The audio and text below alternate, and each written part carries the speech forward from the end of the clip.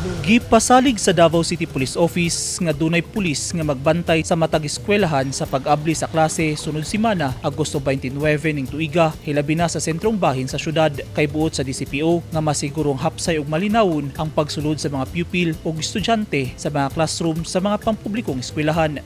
Every mag-open ang klase na naman sa programa sa ato ang Davao City Police Office o nag-coordinate na po ta sa ato ang mga eskwelahan within Davao City.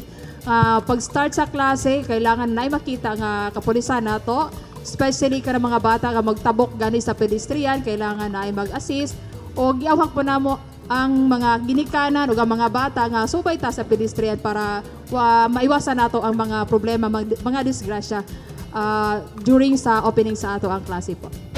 Gimanduan na sa DCPO ang mga pulis ug ubang sakop sa law enforcement agencies alang sa ipatuman nga seguridad sa pag-abli sa klase. Sa deployment po, sir, gi-instruct ka na ni City Director, Sir Lupas, ang matag station commander, sir, no, sa ilang area of responsibility, lalo na kato mga schools nga sa sentro, sir, downtown areas nga butang nga daw mga pulis po, sir.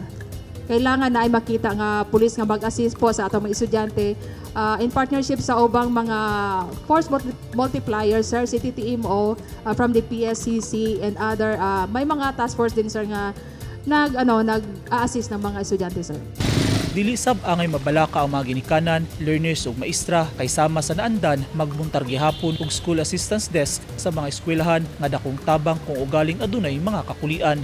Every year na magyud na siya, sir, no, ang Davao City Police Office na magyud na siya plano pag opening sa klase na nagyud tay mga PNP diha nga makita every school, especially kani mga dagko nga school sa public, sir, no, natay ibutang diha nga mga pads, police assistance desk.